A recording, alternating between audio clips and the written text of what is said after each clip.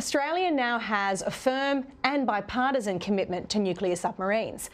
It's a huge step forward for this country.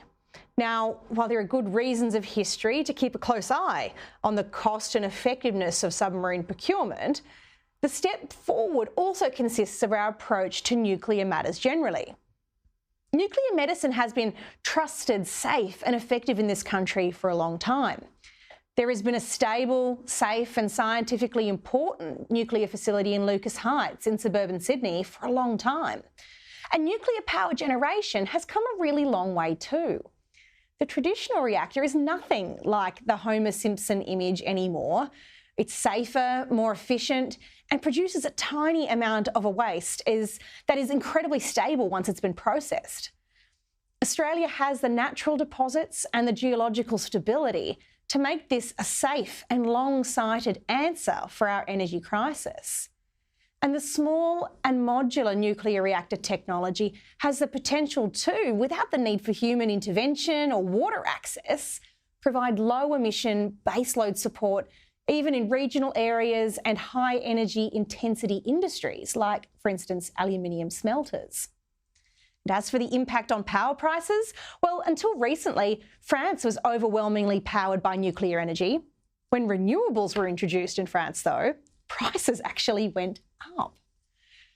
I hit the suburbs of Brisbane this week to see whether the public mood is open to nuclear power and whether lifting the ban and also developing the skill set to get this industry off the ground should be the next steps. Take a look. Australia's getting nuclear submarines. Should we also get nuclear energy? Yes. Oh, Jane, that's decisive. Yeah. Why do you say that? Well, it's the way to go. You know, keep up with the rest of the world. Part of me says yes and part of me says no. I'm kind of on the fence. What makes you say yes? I think it's cleaner. Yeah, cleaner energy. And what makes you say no? It scares me. There's just a lot of, it has a lot of power and to destroy, and I just feel like people should be careful. You know, it's not like solar energy. Well, I think it would be quite a good idea in a way because, you know, although it's atomic and everything, people are worried about that, it's far less polluting than like fossil fuels, so yeah, why not?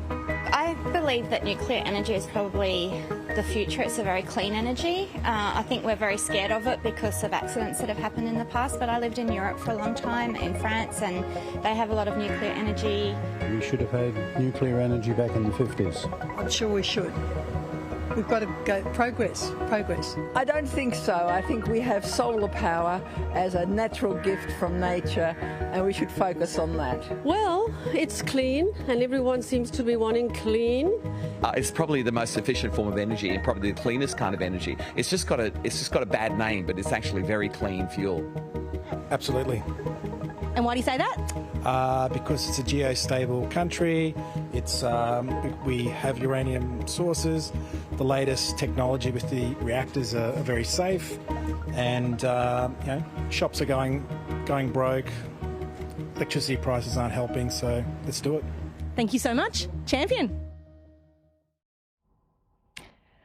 I was really surprised by how much people knew about the subject already, and also surprised by how many people were open to giving it a go.